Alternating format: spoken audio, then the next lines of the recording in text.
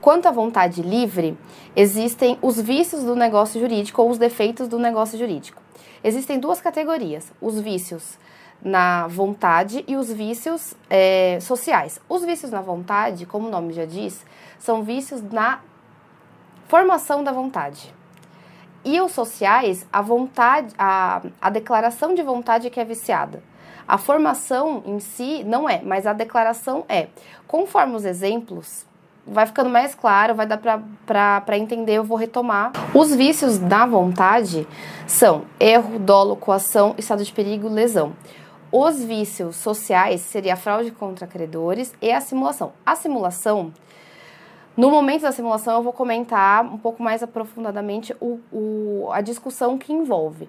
Mas, por uma questão pedagógica mesmo, ela é inclusa junto com o estudo da fraude contra credores, porque são muito parecidos. Mas há uma discordância aí se realmente a simulação é um vício ou não. Bom, qual seria o primeiro vício da vontade? O erro. Erro ou ignorância. Há uma diferença entre o que seria erro e o que seria ignorância, mas o nosso código tratou os dois da mesma maneira. Então, nós vamos tratar da mesma maneira como o código optou, o legislador optou. O que seria o erro? É a falta de percepção da realidade. Quem erra, erra sozinho. Essa é a grande diferença do erro para o dolo.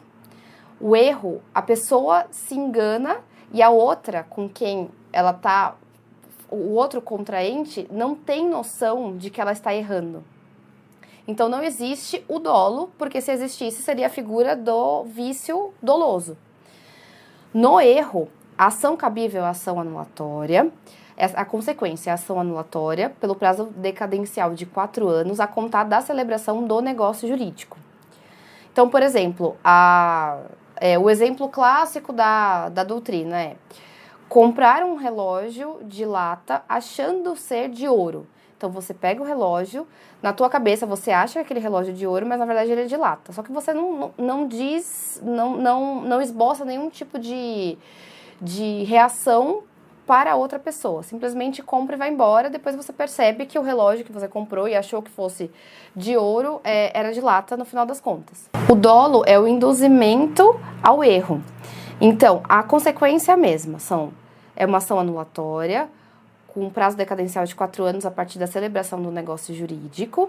Só que qual que é a principal diferença? No erro, eu erro sozinha, no dolo não. Existe uma outra pessoa que está me induzindo a comprar aquele objeto que eu achei que fosse uma coisa, mas na verdade é outra. Por exemplo, no caso do relógio, o exemplo se encaixa perfeitamente aqui. Só que quando eu vou passar, eu vou comprar o negócio, eu vou pagar o relógio, a outra pessoa, eu digo para outra pessoa, nossa, esse relógio de ouro, ele é tão bonito. E ela, sabendo ser de lata, concorda, se omite, não diz mais nada, passa e leva adiante. Então, ela tinha consciência, ela tem consciência de que eu comprei um relógio de lata, paguei o preço de ouro porque eu achava que fosse de ouro mesmo. Essa é a principal diferença. Bom, quanto ao erro e o dolo, existem várias qualificações, várias subdivisões deles. Eu não tratei sobre todos, aqui eu vou tratar sobre uma, que é a principal, mas existem algumas no material PDF. Existe o erro ou dolo substancial ou essencial, que é aquele que diz respeito à substância, à essência do contrato. Então, por exemplo, saber se o relógio é de ouro ou de lata é o principal do negócio jurídico. Já o erro ou dolo acidental, ele é residual, ou seja, tudo aquilo que não é principal. Então, por exemplo, a compra de uma casa, você compra uma casa que você acha que tem 10 janelas a casa. Quando você efetivamente compra e entra, percebe que tem 9. Então, é um detalhe que, pro direito, não é passível de anulação do negócio jurídico. Enquanto os erros, ou o erro ou o dolo substancial, ele é passível da anulação, o acidental não é. Então, tá aí uma grande diferença, que é a principal classificação. O que seria a coação? A coação é um vício, é uma ameaça, uma pressão que se faz sobre alguém para que realize um negócio jurídico. A coação, ela tem a mesma consequência do erro e do dolo. Então, seria uma ação anulatória pelo prazo decadencial de 4 anos, só que o que muda, que é uma das principais diferenças, é o termo de É o termo inicial dessa contagem de prazo. Por quê? É de quando se cessa a coação e não da celebração do negócio jurídico. A coação ela tem que ser séria, iminente e real. A pessoa que está por fazer o negócio jurídico ou alguém muito próximo a ela. Pode ser um terceiro ou mesmo um bem que esteja sobre a mira da pressão. Um último ponto sobre a coação seria aquilo que não é considerado como coação, que são 2 pontos. O primeiro, temor reverencial. O que seria o temor reverencial? É aquela relação que envolve ao mesmo tempo medo e respeito. Relação entre pais e filhos, relação entre empregado e empregadores. Essa relação não é característica da coação. E uma segunda seria a ameaça ao exercício regular de um direito. Por exemplo, eu chego para o meu devedor e eu digo, se você não me pagar em tantos dias, eu vou protestar o título, eu vou protestar o cheque. Isso é um direito meu como credora, então não é caracterizado como uma coação. O próximo vício do negócio jurídico seria o estado de perigo. O estado de perigo e a lesão, eles são muito parecidos, mas eles têm determinados pontos que são bem característicos um do outro. O que seria o estado de perigo? É a realização de um negócio jurídico com uma onerosidade excessiva devido a um risco de vida da pessoa, do contratante ou de um terceiro, por exemplo, um familiar, um amigo íntimo. Então, o estado de perigo, ele é mais sério porque ele envolve uma questão de vida ou morte, uma questão de saúde ou um grave dano moral.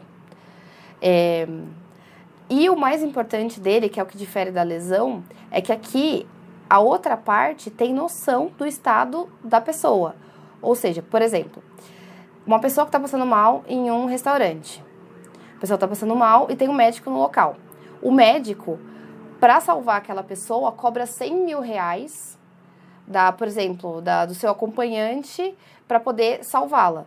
Então, é um estado de perigo, a pessoa está correndo risco de vida, de morte, e o médico, aproveitando-se dessa situação, cobra 100 mil reais, então a pessoa no desespero acaba por aceitar e pagar esse valor para que salve a outra. Então, o que existe no estado de perigo que não existe na lesão é o chamado dolo de aproveitamento. A consequência jurídica é ação anulatória, 4 anos, prazo decadencial, a contar da celebração do negócio jurídico. O próximo defeito do negócio jurídico seria a lesão. Ela é menos grave, ela é muito parecida com o estado de perigo, mas ela é menos grave. Porque sim, também é a prática de um negócio jurídico com onerosidade excessiva, mas é porque o agente ele se encontra numa situação de inexperiência ou de necessidade, premente necessidade. Mas, tanto a inexperiência quanto a premente necessidade, ela diz respeito não só à questão de vida ou morte, por exemplo. Pode ser financeira, administrativa, social, cultural e etc. Por exemplo, uma pessoa herda uma empresa milionária, só que ela não tem noção nenhuma de como administrar aquela empresa. E ela vai lá e vende por menos de 1/3 do valor. Por que ela está sofrendo? Quem está comprando realmente está levando muita vantagem nesse contrato. Mas por quê? Porque ela tem uma inexperiência administrativa de como cuidar daquela empresa. Então, não é necessariamente uma relação de estado de vida ou morte, como, por exemplo, é o estado de perigo. E uma das diferenças cruciais é que na lesão não se exige a prova do dolo de aproveitamento, que seria o conhecimento da outra parte sobre a situação que você se encontra. Então, quem compra a empresa pode saber ou não da situação do outro.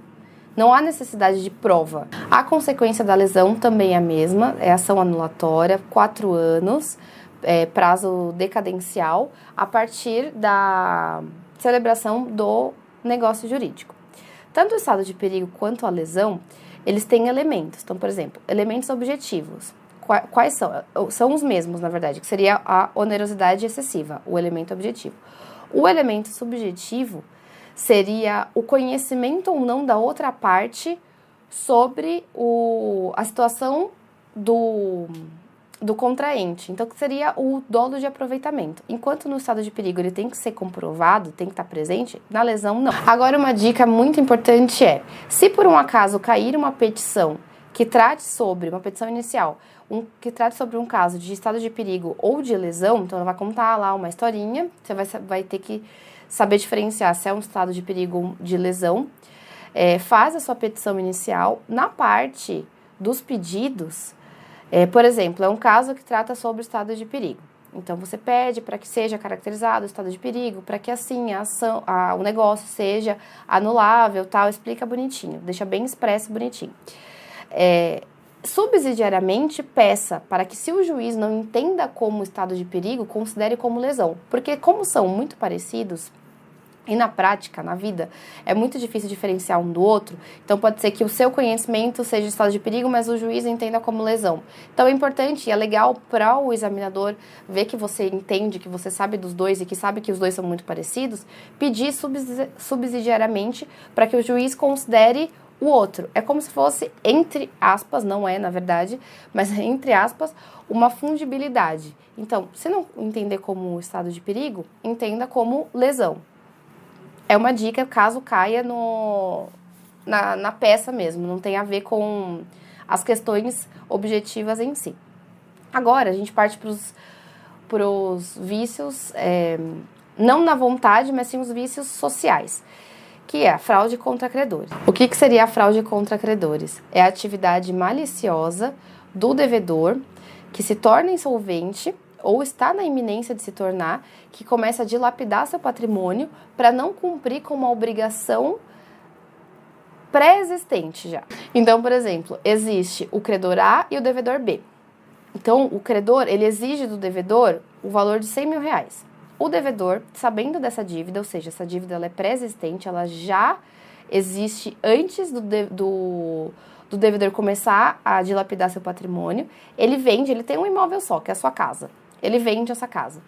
Ele vende, consegue 100 mil reais por ela, vende para o C, e ao invés dele pagar, não, ele some com esse dinheiro. Ele se desfaz do patrimônio e ele some do dinheiro. Para quê? Quando o credor for executar, não forem encontrados bens e ele não pagar o que deve. Então, a essência da fraude contra credores é essa. A consequência da fraude contra credores é a anulabilidade do negócio, só que se faz por uma ação de nome diferente. Não é ação anulatória, se chama ação pauliana ou revocatória, que tem um prazo decadencial de 4 anos e que se conta também a partir da celebração do negócio jurídico. A diferença é o nome, mas é um nome muito essencial. Então, se, por exemplo, numa peça colocar uma ação anulatória, corre-se o risco do examinador tirar uma grande parte de pontos e, se ele for muito mal, dele realmente anular a peça, a questão. Porque tem uma diferença, sim. A fraude contra credores tem 3 requisitos. O primeiro seria a dívida pré-existente. O segundo seria o dano eventual, ou seja, o devedor ele tem que estar insolvente. A venda do imóvel, o desfazimento do patrimônio dele tem que deixar ele insolvente. Por quê? Se ele vender o patrimônio e ele ainda tiver dinheiro, não é fraude contra credores. Ele vai ter ainda condições de arcar com a dívida originária. Então, ele tem que ficar insolvente. E o terceiro seria o elemento subjetivo, que é o conhecimento, né, o conluio entre as partes. Então, para ter a fraude contra credores decretada, o adquirente, que seria o C, o terceiro da relação, que está comprando o imóvel do devedor B, ele tem que ter ciência do estado de insolvência do B, mesmo assim ele efetuar a compra, agir de má fé e comprar o imóvel, vai ter decretada a fraude contra credores, o negócio vai ser anulável, o bem, ele vai voltar pro B, e o C, ele tem direito, aí também tá uma pegadinha, muitas pessoas acham que como ele agiu de má fé, ele não tem direito a nada. Não, na verdade ele tem direito à ação de regresso contra o B. Agora, contra o A, não. Mas, se por um acaso o C agir de boa fé, então ele tá comprando um imóvel, ele não sabe se a pessoa que está vendendo está em estado de insolvência ou não, se ela tem dívidas com outras pessoas ou não. Se ele estiver de boa fé, não vai ser considerada a fraude contra credores. O negócio ele é considerado válido, existente e eficaz, então ele vai gerar todos os seus efeitos. O bem vai ficar com ele e o B vai ser vai ter que pagar não só a sua dívida principal, né, que ele tem com o A, mas também perdas e danos por tudo que aconteceu, porque ele agiu de má fé. Agora, o terceiro de boa fé, ele é sempre protegido. Agora, uma observação muito importante. Esse elemento subjetivo, que é o conhecimento da outra parte sobre o conluio ou não, né, sobre o estado do devedor ou não, ele só é exigido, ele só é avaliado se o negócio jurídico for oneroso. Então, por exemplo, é uma compra e venda de um imóvel. Como se presume que o prejuízo vai ser muito maior, tem que ser comprovado o conluio. Agora, se for um negócio jurídico gratuito, por exemplo, a doação de um imóvel, não é necessária a comprovação do terceiro. Se ele sabia, se ele não sabia, não é necessária a comprovação. Por quê? Ele é menos prejudicial, porque na doação, você só perde a chance de ganhar alguma coisa, você não perde o que você pagou ou não. Então, o pensamento do legislador foi proteger um pouco mais os negócios jurídicos onerosos, porque ele envolve mais prejuízo entre as partes. Daí a diferença. E aí a gente chega finalmente na simulação.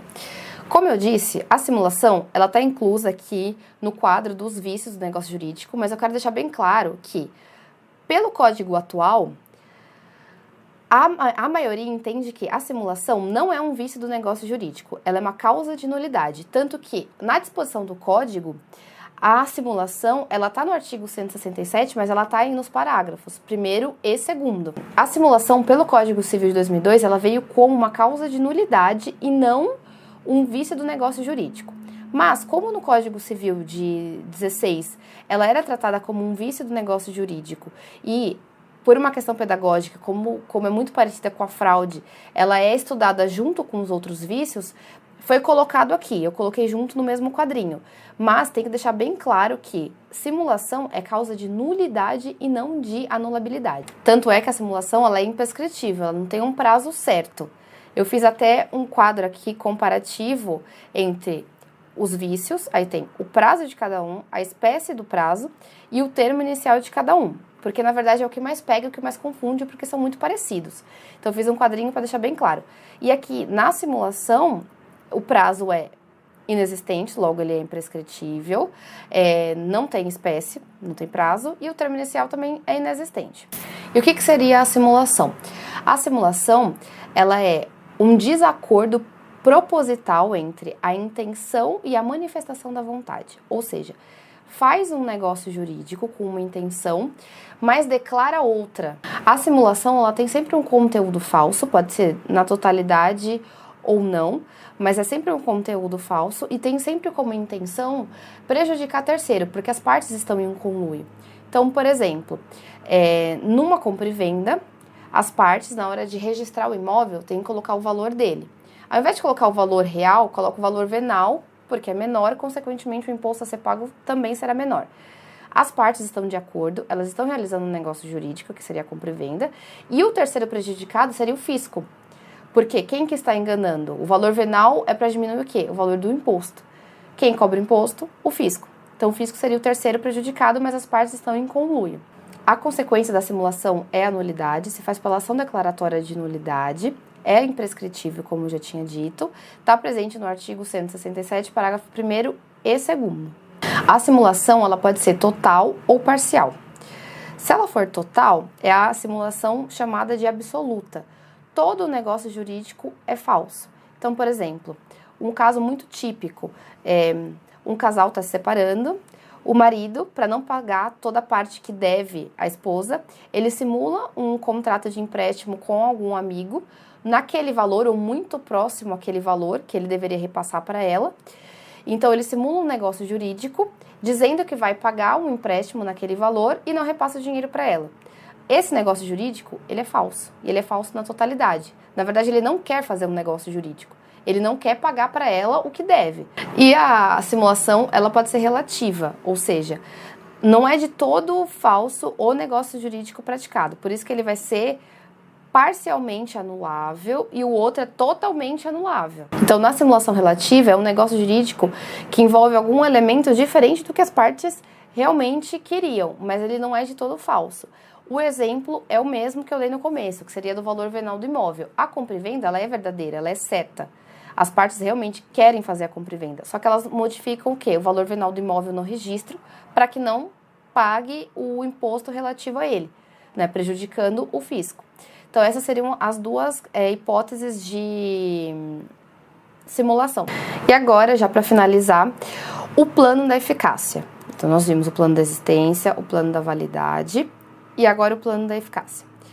A regra no código é que o negócio jurídico, ele sendo existente e ele sendo válido, ele já começa automaticamente a fluir os seus efeitos, a emitir seus efeitos. Essa é a regra.